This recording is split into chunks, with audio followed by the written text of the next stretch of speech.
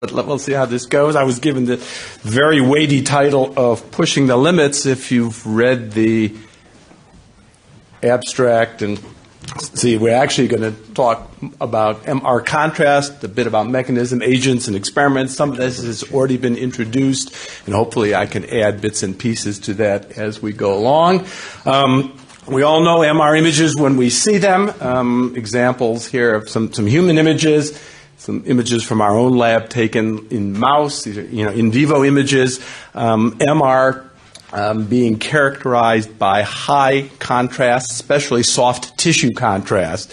And what I'd like to do this morning, almost afternoon, is to talk a little bit about how one might generate contrast and use contrast. So as we've been introduced in Andrew's talk, the first talk in this session, we know that the focus in so much of MRI is water, and the reason is because of the high concentration of water and hydrogen within the body. Water has a variety of what I will call biophysical magnetic signatures in tissues and organs. It has properties which are exquisitely sensitive to local environment, can provide detailed structural information, as we've already seen, and can be used to enhance contrast. And as Andrew pointed out earlier, pathological tissue often has different relaxation characteristics than healthy tissue, and we can use that in our work. Now, why do we need contrast? An example you might think about is, how would you find a lake in the middle of the ocean? Lots of water. Signal is not the problem that we have, but contrast is the problem. And so at some level, signal to noise is a prerequisite. You'd like to have plenty of signal in order to generate contrast, but you often are going to need more than that. Bringing it back to the biomedical side, we would like to ask questions of how do we distinguish organs and soft tissues in an MRI image? Normal versus abnormal, healthy versus damaged, viable versus pathologic. What we'd like to do in our MR experiments is to encode the physical properties of the tissue into the MR image in the form of contrast. And then the question, of course, that we always want to ask is, well, what physical property do we encode? And as one of my colleagues back at Washington University likes to say, at some level here, the question is, what is the question? I mean, what are we trying to encode? What are we trying to measure? Because once we make that decision, then those decisions and what measurements we're going to make will actually influence what properties we're going to use to generate the best contrast. A variety of different sources of contrast in MRI. We've heard a little bit about T1 and T2, and I will reintroduce you to those topics. The use of exogenous contrast agents, making our images sensitive to diffusion, velocity, magnetization transfer, bold MR, the underpinnings of all of functional MRI. As Andrew pointed out, there are lots of pulse sequences, lots of ways to approach the problem, lots of sources of potential contrast. Here's my version of Andrew's slide showing T1 and T2 weighted images of brain, in which you say same brain, collected at the same time. The images look very different. Of course, there isn't a right or a wrong. It's simply the difference between what properties of the water within the brain we have emphasized in this particular image. Let's talk a bit about relaxation. Andrew introduced us to it, and let's come back to it now. So relaxation is something that's familiar to really everybody in this room. It's a return to equilibrium from a non-equilibrium perturbed state. We know it all the time in terms of temperature, concentration, pressure, mechanical stress and strain. The form that we'd like to talk about this morning, obviously, is magnetization in an MR magnet. So as we saw in the first talk, at thermal equilibrium, we have to ask the question, what characterizes equilibrium? Because we know that we're going to use radio frequency pulses to excite our system, monitor some properties, and eventually that system is going to return to equilibrium. So we better start by asking ourselves, what is the equilibrium state? Well, as we saw, in the equilibrium state, there is no detectable magnetization. As we learned from talks 1 and 2, we only detect magnetization which is in the XY plane, in the plane perpendicular to the static field. The additional condition for equilibrium is that the net magnetization associated with all of the hydrogens in the water is stored or polarized fully along the magnetic field axis, designated typically as the z-axis. We saw a diagram similar to this earlier, the notion being that one can use a radiofrequency pulse to excite the system, to create signal, that there may be a frequency associated with that signal, and in addition, there is a decay associated with that signal. Remember, we're looking at the vector sum of the magnetization from all of the spin packets in the entire sample. Or in the case of an image, perhaps all of the spin packets in an entire voxel. So all we can see is the vector sum. And with time, that vector sum is decaying. We can actually draw an envelope associated with it, shown here. So this looks similar to the envelope that we saw in the first talk. In many systems, this decay process can be described in terms of mono-exponential decay, a single exponent. That isn't always the case, but often the case. As we heard described earlier, because we're talking about the loss of magnetization in the XY plane, this is referred to as transverse relaxation, characterized by a transverse relaxation rate constant or relaxation time constant. And here's the formula that we saw earlier in Andrew's talk associated with mono-exponential decay. So this is one piece of the equilibrium story, the loss of signal due to dephasing, due to the spread of frequencies, and the fact that we always monitor the vector sum. Okay. The additional component associated with equilibrium is the return of the magnetization to the z direction. We know that equilibrium, the net magnetization vector points along the static magnetic field. And so here is the diagram illustrating a situation where we create a non-equilibrium condition. We either invert the magnetization, so we take it from normalized +1 to -1, or perhaps we saturate, and so we start at 0, and then observe the return of that magnetization to equilibrium, to being pointed along the static magnetic field.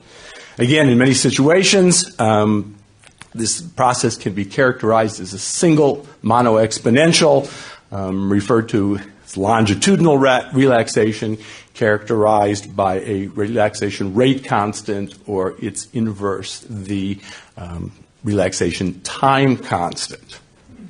Okay, so we've got these two relaxation processes. You say, well, what does this have to do with contrast? You told us you were going to talk about contrast, so how do we make the connection? So to illustrate how we make the connection, I show an example here, plotted on the left now. This is normalized intensity. Imagine you have a sample, and it's comprised of two components, component A and component B. They are present in equal concentrations, equal amounts. All right, so think of this as two different, in the water, in two different compartments, two different organs, two different tissues, and the like. Okay, so present in equal amounts. And so if we just collect an image that is sensitive to the amount of water present, we're not going to get any contrast between them because they are in fact equal. But imagine a situation here where one of those two components has a relatively short T1, 400 milliseconds. One has a relatively long T1, 2,000 milliseconds. And now imagine an experiment in which I repeat the experiment often enough that I don't let the system fully return to equilibrium. Okay? So for any given amount of time that I wait, TR, the system, those spins with the shorter T1s will more fully relax. Not completely, but they'll more fully relax than those with the long T1. So shown on the right here is a plot of contrast. In this case, I've defined it simply as the difference in signal intensity between components A and B as a function of how long I wait. Obviously, if I don't wait at all, none of the signal recovers, so that's not a very interesting case. If I wait a very long time, then all of the signal from all the components recovers. That's not a very interesting case. But in the middle here, you can see I get significant image contrast that arises simply because of a difference in T1. And my intelligent choice here, if I choose 800 milliseconds for the time between repetitions of the experiment, that turns out to be optimal for a system of having T1s of 400 milliseconds and 2,000 milliseconds. Okay? Similar arguments can be made with respect to T2 effects, where again the difference in relaxation can be used as a source of contrast. Again, Andrew pointed out to us the difference between T2 and T2 star, and so here's my version of his diagram, which looks quite similar. The notion being that T2 star describes the decay, the loss of signal in the XY plane immediately following an RF pulse. A portion of this is recoverable using a second, or in the third and the fourth, radio frequency pulse to form a partial spin echo. You might have seen the term spin echo if you're familiar with the MR literature. So T2 star just describes this loss of signal immediately following the pulse, and T2 describes essentially the envelope of the decay of a series of echoes in a spin echo experiment. Contrast agents. And I know there was a session parallel to this dealing with agents, and so we're going to have only a few introductory comments about agents. But I think they're important. I think they'll help to illustrate the remainder of the talk. So contrast agents are compounds built around paramagnetic centers, typically gadolinium or iron, that change the relaxation time of water. Remember, when we talk about images, we're talking about the images of hydrogen in water in almost all cases. And so contrast is about the properties of that water, and contrast agents are about manipulating the relaxation properties of that water.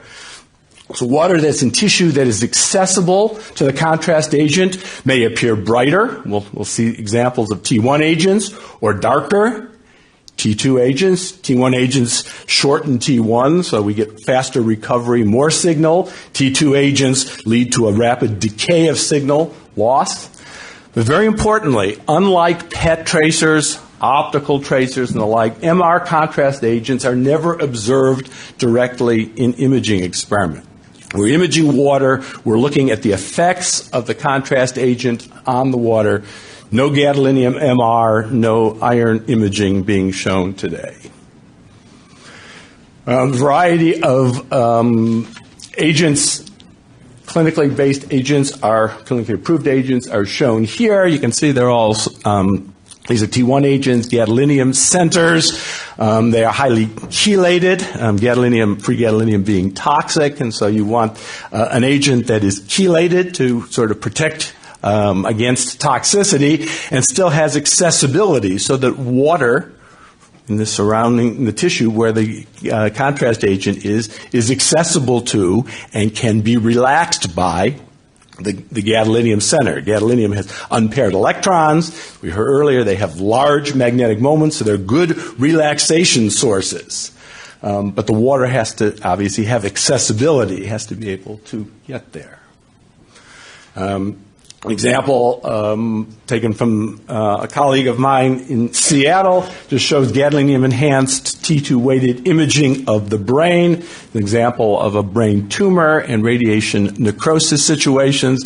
The brain, with the blood-brain barrier, effectively excludes contrast agent. Contrast agent does not leak into normal, healthy tissue, but when you get breakdown of the blood-brain barrier, contrast agent gets out into the tissue, changes the properties, relaxation properties of the water in that tissue, and so gadolinium-weighted, contrast-enhanced T1-weighted imaging is sort of a standard for especially brain tumor diagnosis.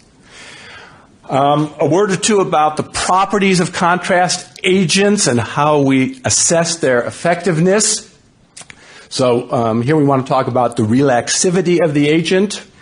What is it? How do we measure it? So relaxivity is a quantitative measure of how effective an agent is at relaxing water, right? At changing, in this case, we'll talk about the T1 of the water. In situations where we have fairly low concentrations of agent, there's a direct linear relationship where the measured relaxation rate constant is equal to the relaxation rate constant in the absence of the agent plus a term, the relaxivity of the agent times its concentration. Here are some typical numbers. For pure water, T1s typically have about 4 seconds in tissue. Water in tissue might be about 1 second. So we measure relaxivity simply by measuring the relaxation rate constants at a series of low, in this case, low millimolar agent concentrations, and plot against the concentration of the agent, and the slope of the straight line fit is R1. Typical clinical agents have a relaxivity on the order of 4 inverse millimolar inverse seconds. So here examples of some work actually done in our lab looking at an experimental agent illustrates that relaxivities are often field dependent, especially T1 agents. The relaxivities are field dependent. So this is the same agent measured at 4 different fields. You can see we've used concentrations ranging from starting with no agent up to about 1 millimolar, and the slopes of the lines here give us the relaxivity. So relaxivity is a quantitative measure of the effectiveness of the relaxation contrast agent in relaxing water.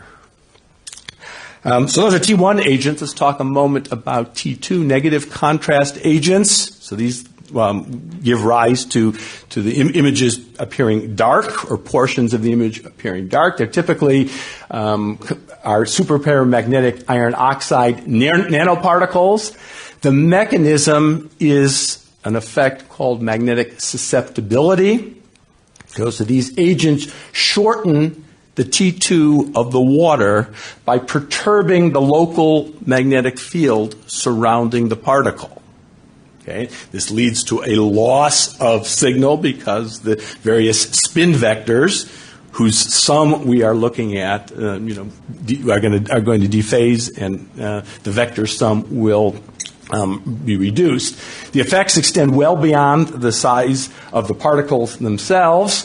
These nanoparticles are typically characterized by their diameters. So you've got iron oxides and ultra small and very small. This is sort of like buying mattresses, right? They start with firm and go from there. So, but the properties are very much dependent upon the size of the particle, and these nanoparticles have been developed typically with iron oxide cores and a variety of different surface coatings, some of which are listed here.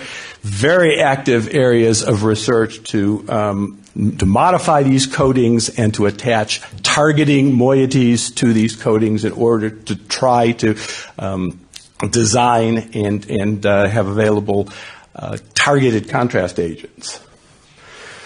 I want to show you a series of examples. So here is an Alzheimer's model, mouse model of Alzheimer's disease. injection of MION particles, iron oxide particles, which hone to the Alzheimer's plaques. One can see a number of dark spots appearing in the MR image, and those dark spots very nicely correspond with the histology, which shows the presence of the iron oxide particles and of plaques at the same locations as appeared in the image. Here's a human example looking at lymph nodes in a patient with prostate cancer. In this case, normal lymph nodes take up this particular iron oxide particle, whereas metastatic nodes do not. So here are the pre-contrast images, and you can see that the nodes highlighted, they're bright. In the course of the normal node, it takes up the iron oxide particle and becomes dark. Remember, contrast is only the difference between what you're trying to see and the background. You can make it brighter, you can make it darker. It doesn't matter who gets bright and who gets dark. In this case, the metastatic node, largely unchanged in intensity, and this was, again, confirmed by histology to be, in this case, normal, and in this case, metastatic cancer. One can use these iron oxide particles to label cells and then track where those cells go. So in this case, here's a mouse glioma model. We have stem cells which were labeled with iron oxide particles, and then injected tail vein into the mouse. And what you can see is that in the case of labeled cells, those labeled cells hone to the glioma. You can see a nice rim of the tumor itself arising from T2 star contrast introduced by these labeled cells, which have been introduced systemically and have honed specifically to the tumor, and again confirmed with Prussian blue staining in the histology. All right, that's contrast agents.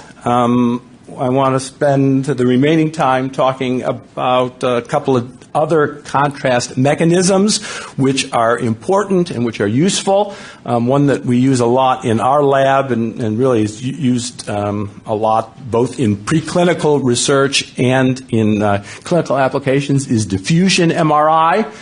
In diffusion MRI, we make the intensity of our image sensitive to water displacement motions. Okay, so water displacement is going to be the source of contrast. What's interesting here is that on the time scale of an MR experiment, water displacement tends to be on the order of a few microns in tissue. So now we have an experiment which is sensitive to a distance scale of only a few microns, even though the typical resolution in our image itself might be, 100 or more microns. So we're 1 to 2 orders of magnitude, so we're sensitive to distance scales 1 to 2 orders of magnitude finer than we can actually resolve in the image, which is actually kind of a neat property. In addition, the intensities are sensitive to the magnitude of diffusion that are sensitive to the magnitude of diffusion and to the direction of diffusion.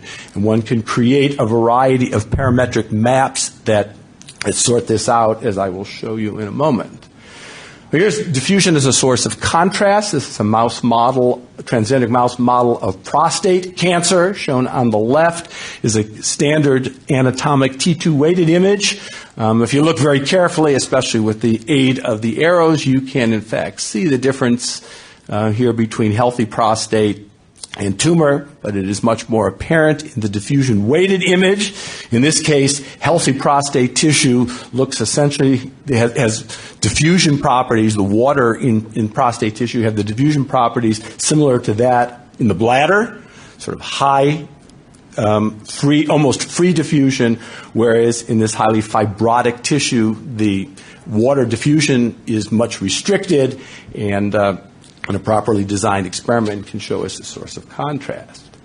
Diffusion weighted imaging is absolutely a standard clinically in the assessment of ischemic injury. This is an observation, really it's nearly 20 years old, that there is a very rapid and very dramatic drop in the diffusion of water within tissue following immediately following ischemic injury. And so here's an example of a T2 weighted image and a diffusion weighted image in a patient 4 hours after the onset of hemiparesis. T2 weighted image looks pretty normal, and the diffusion weighted image looks anything but normal, and can be used to assess the extent of ischemic injury. And I should note that although this observation was made nearly 20 years ago and it's become a clinical standard, still a lot of research going on, a lot of literature being published onto the details of the biophysical mechanisms that underlie this change. So it's possible to have a very useful imaging tool, even at the same time that one is trying to assess the details of the mechanism. Just a word or two about the directionality in diffusion. We've talked about diffusion up till now as if it was sort of isotropic, the way diffusion in a glass of water might be. But in fact, in tissue, diffusion is also often highly non-isotropic. No more so than in the brain, where diffusion parallel to axons, they're running along the railroad tracks, is much faster than diffusion perpendicular to axons, trying to step across those tracks.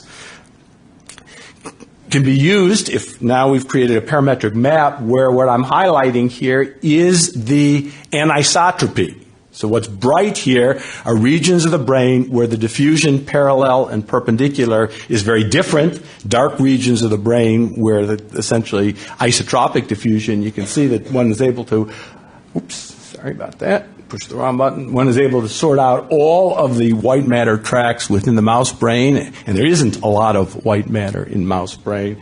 Of course, this is used extensively clinically. A big series of experiments, tract tracing types of experiments, where one attempts to map out white matter connectivities and pathways within the brain, look for disruptions and therapeutic response and the like.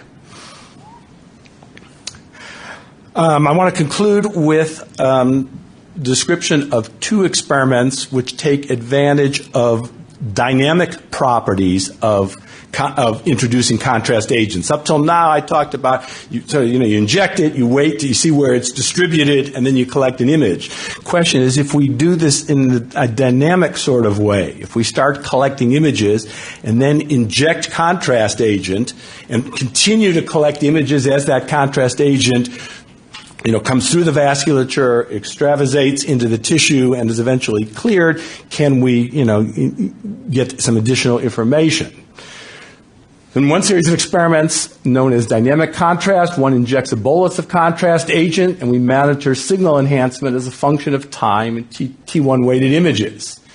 The contrast agent diffuses from the blood, where we introduce it, to the extracellular space at a rate determined by various properties of the tissue.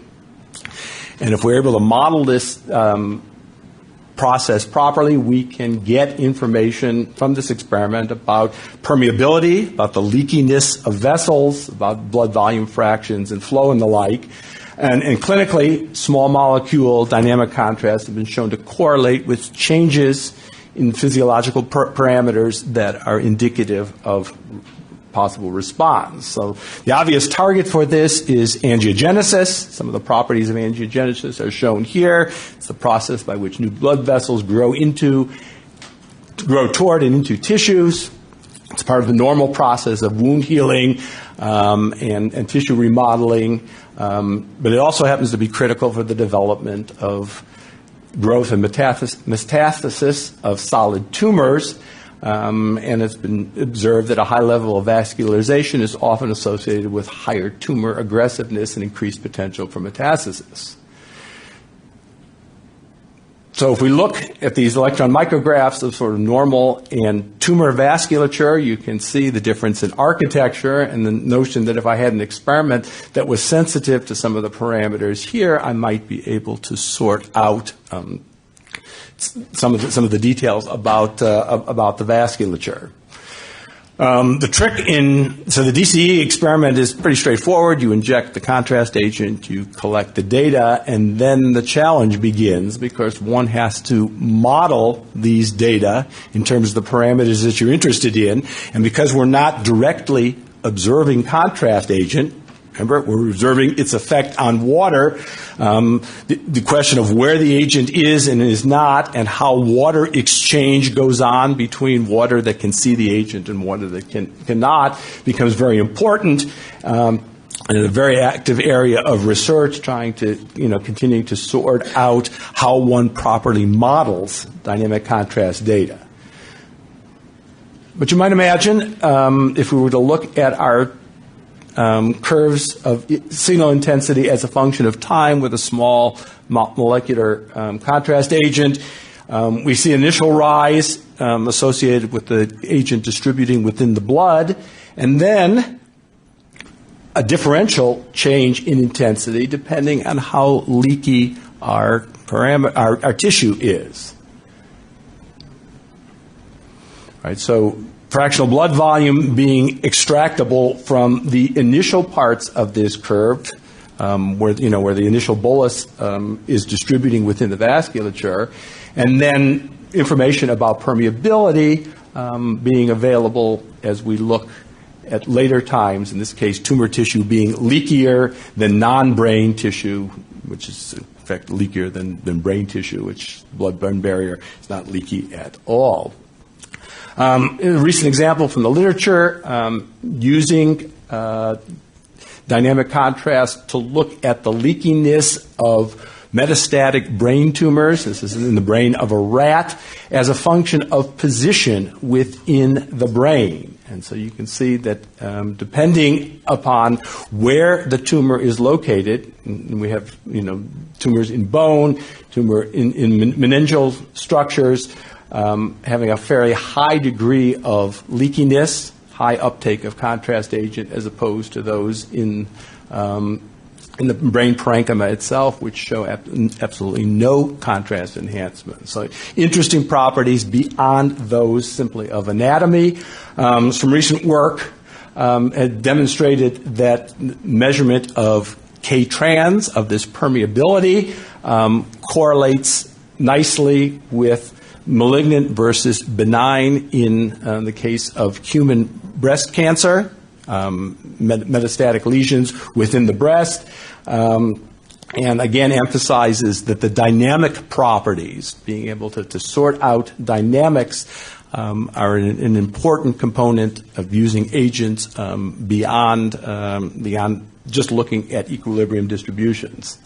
I'm going to take one more minute to show you the last bit, which is a related experiment, dynamic susceptibility contrast, DSC. Again, we inject a bolus of contrast, but now we're interested not in the long-term behavior and looking at T1 effects, but in the short-term T2 star effects, sort of first-pass dynamics of the bolus, if you like. As we learned earlier, these are due to susceptibility effects arising from the paramagnetic agent and are particularly useful for assessing perfusion properties of the tissue, including blood volume, blood flow, and mean transit time. Often it's hard to get absolute blood volumes and flows, and we fall back onto relative volumes and flows normalized to the contralateral healthy tissue. Here's an example, a recent example from the literature looking at the effect of a vascular disrupting agent. So shown on the left is a tumor model in a rat. Shown on the left are pre-treatment DSC data. So you can see here's the injection of the bolus, and you see a significant loss of signal in both the liver and the tumor, the liver being used for normalization and to show us that the agent has actually been introduced a vascular disrupting agent, and you can see that the liver is essentially untouched You see the same effect of the bolus within the liver, but we've managed to effectively shut off perfusion within the tumor almost completely through the use of this agent. And this is, again, used quite often clinically to assess the progression of high-grade glioma, high-grade brain tumors. We're looking at cerebral blood volumes and flows, pre- and post-treatment, give us insights and information about the vasculature beyond simple anatomy. So I think I'm going to stop here. I thank you for your attention, and hopefully we'll have a chance to chat a bit more at 3:30 this afternoon and then meet the experts. And in the meantime, everybody out for lunch.